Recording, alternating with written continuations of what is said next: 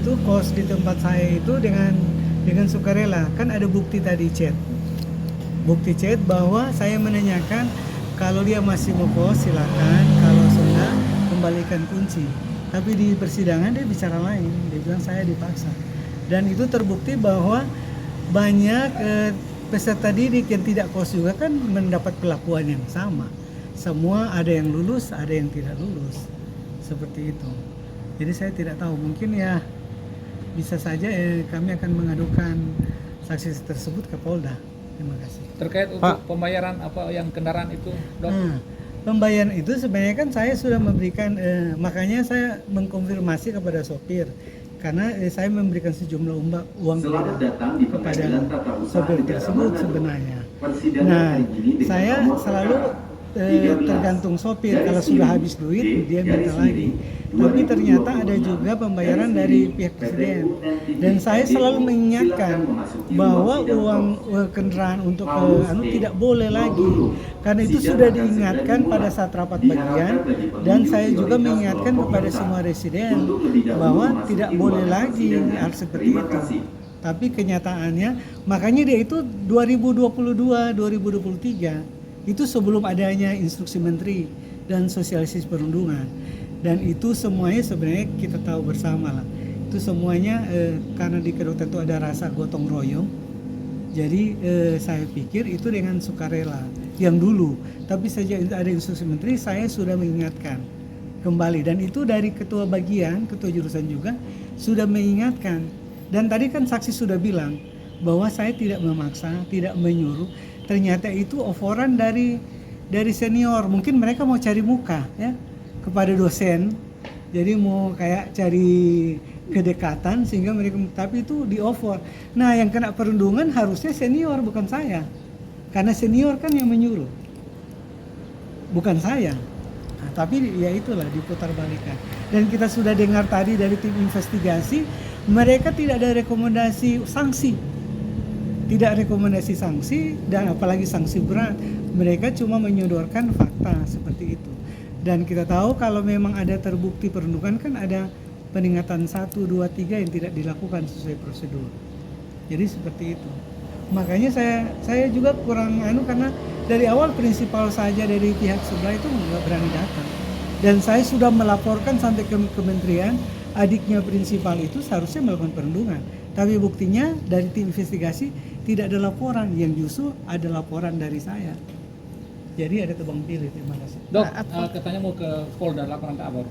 Yang itu tadi saksi bilang itu saya menyuruh, padahal ada bukti chat yang sudah dikonfirmasi ke saksi bahwa itu bukan dipaksa, saya menawarkan. Kalau sudah tidak mau kos, kembalikan saja kuncinya. Dan itu akan dilaporkan atau gimana? Ya, itu kita lihat akan dengan pengacara bagaimana. Ya, jadi tambahan izin merapat Pak. saksi yang pertama ya, ketua Satgas,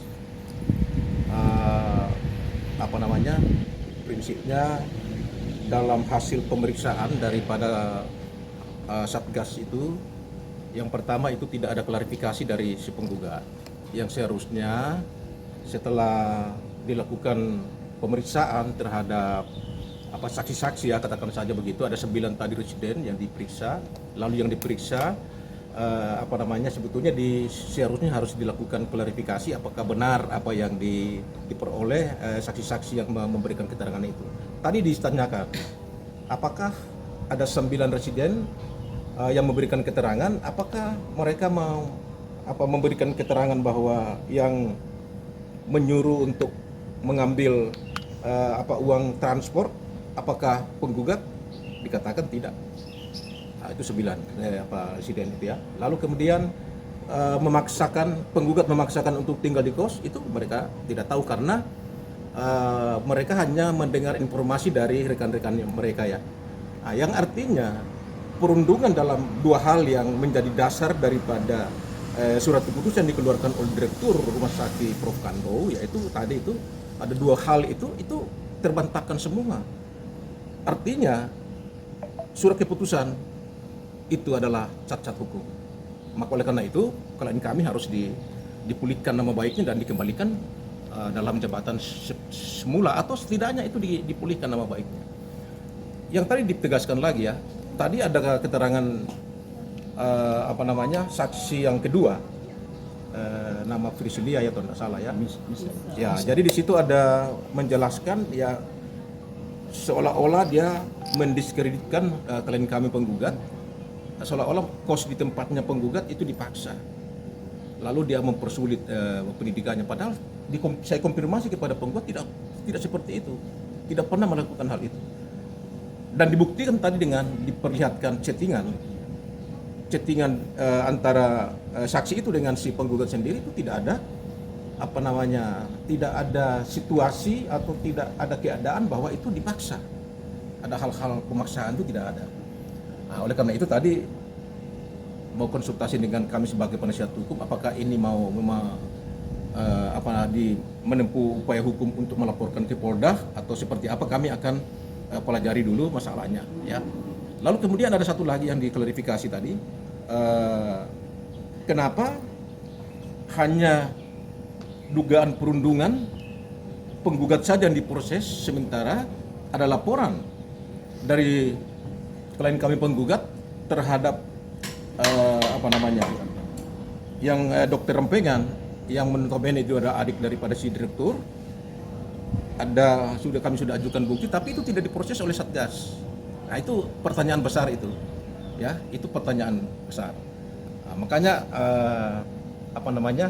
dalam sidang berikutnya kan ada ahli dari tergugat diajukan. Ya, kami akan hadapi. Kalau sesuai dengan bukti yang ada pada penggugat dan saksi-saksi yang kami sudah ajukan itu tidak terbukti sama sekali. Maka oleh karena itu ya harus dipulihkan nama baik klien kami.